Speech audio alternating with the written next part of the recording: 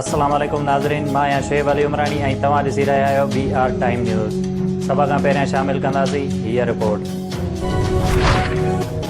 इस्लामाबाद जी ज़िला इंतिज़ामिया PTI खे परेड ग्राउंड ऐं JUI खे सेक्टर H9 में जलसा करण जी इजाज़त ॾेई छॾी। ज़िला इंतिज़ामिया तरफ़ां जारी कयल NOC मूजिबि JUI खे 38 शर्तुनि ते जलसो करण जी इजाज़त हूंदी।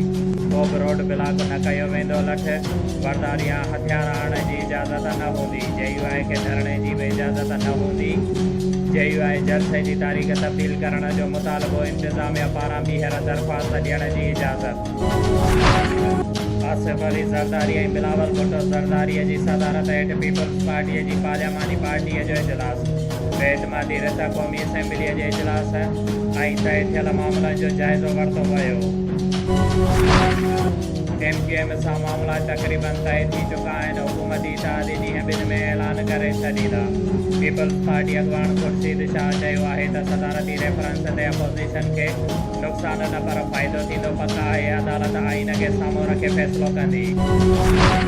सोशल मीडिया ते पाक फ़ौज ख़िलाफ़ मुहिम हलाईंदड़नि ख़िलाफ़ FIA जांच शुरू करे छॾी।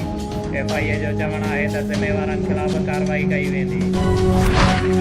हैदराबाद जे नसीम नगर वारे इलाइक़े में हथियारबंदनि जो घर ते ताड़ो। हथियारबंद शहरी अली रज़ा जे घर में दाख़िल थी घर भातियुनि खे यरगमाल बणाए फुर लुट कई। घर मालिक जो चवणु आहे त पोइ 25 तोला सोन ऐं 20,000 रुपया रोक रक़म खणी फरार थी विया आहिनि। Sindh building control authority Nawab Shah जे गोलचक्रा, गरीबाबाद ऐं मुख़्तलिफ़ इलाइक़नि में 14 कमर्शियल बिल्डिंगूं सील करे छॾियूं। सिंध बिल्डिंग कंट्रोल अथॉरिटी मूजिबि सील कयल बिल्डिंग नक्शे पास कराइण बिना गैरक़ानूनी तरीक़े सां ठाहियूं वयूं आहिनि। SSP शहीद बेनज़ीराबाद कैप्टन अमीर सऊद मक्सीअ जी सदारत हेठि रमज़ानुल मुबारक दौरान ज़िले में सिक्योरिटी इंतिज़ामनि जो जाइज़ो वठण लाइ हिकु इजलास दरबार हाल में थी गुज़रियो।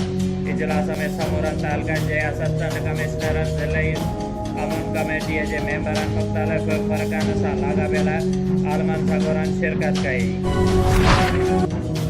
एग्ज़ेक्टिव इंजीनियरिंग दाद डिवीज़न शहीद बेनज़ीराबाद पारां ज़मींदारनि ऐं आबादकारनि जी आगाहीअ लाइ जारी कयल हिकु पधिराईअ में ॼाणायो वियो आहे त सिंधु दरिया जे वहकरनि में ओचिती लाट सबबि रोहड़ीअ में मेन कैनाल में कुल 16,000 क्यूसेक मां 12,000 क्यूसेक जी घटिताई वाक़ई आहे, जंहिं करे रोहड़ी कैनाल में बक़ाया 4,000 क्यूसेक पाणीअ जी फ़राहमी आवाम जे पीअण जे पाणीअ लाइ जारी रहंदी।